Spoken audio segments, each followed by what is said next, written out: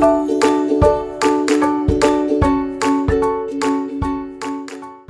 sebuah hutan yang dulunya sangat rimbun dan penuh kehidupan, suara dedaunan, burung-burung berkicauan, dan air mengalir. Namun, musim ini berbeda. Hujan tak datang, sungai mengering, dan hutan meranggas. Hutan di sana pun kehilangan nyawanya. Nah, ada seekor burung pipit yang duduk di dahan ranting yang kering. Dia sangat cemas akan keadaan hutan di sana. Kenapa hutan ini berubah begitu cepat? Sungai-sungai pada kering, daun-daun pun sudah mengering. Kasihan pohon-pohon ini, tidak ada air untuk menghidupinya. Aku ingin membantunya, tapi aku hanyalah seekor burung pipit yang kecil. Bagaimana aku bisa membantunya? Burung pipit yang bertubuh mungil, tetapi hatinya besar. Ia tak tahan melihat hutan yang sekarat. Lalu ia memutuskan untuk bertindak. Ia terbang ke sungai yang masih tersisa sedikit air, lalu membawanya dengan paruh mulutnya, membawa air tersebut ke pohon yang hampir mati. Lalu tiba-tiba datanglah seekor singa.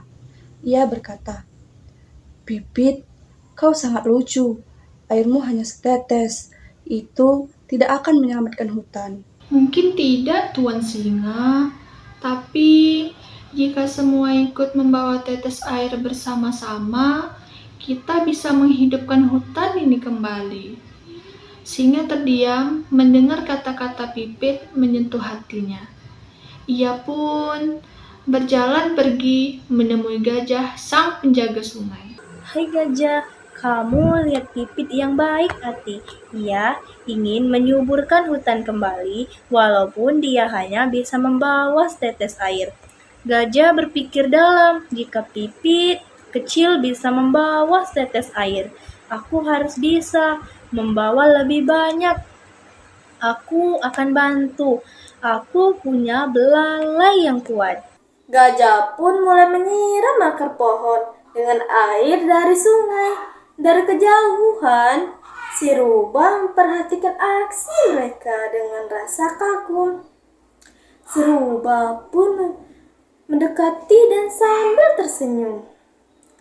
Kalau gajah bisa menyiram, aku akan menggali saluran kecil dari sungai ke tengah hutan dengan jalur air ini agar lebih banyak tempat yang bisa tersentuh air. Pada saat Rubah sedang menggali aliran air, tiba-tiba Katak datang. Katak pun berkata, aku juga ingin membantu, tapi aku tidak tahu bagaimana caranya. Bagaimana ya? Aku punya ide. Bagaimana kalau aku bernyanyi saja? Suaraku kan bisa menembus sampai awan. Dan Katak pun bernyanyi dengan suara yang keras. Kura-kura yang sedang bermain dengan tupai mendengar suara Katak yang sangat keras sekali. Mereka pun mencari sumber suara itu.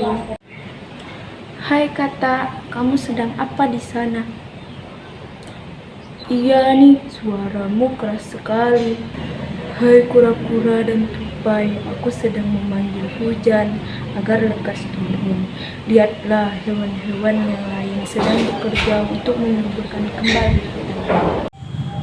Hewan lain pun ikut. Kura-kura menggali tanah untuk menanam biji, dibantu tupai yang mencari biji dari tempat jauh.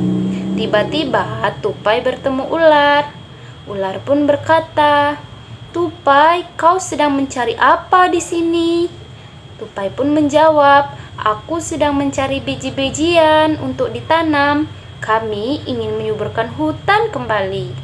Ular pun berkata, "Aku ingin membantu, apakah boleh?"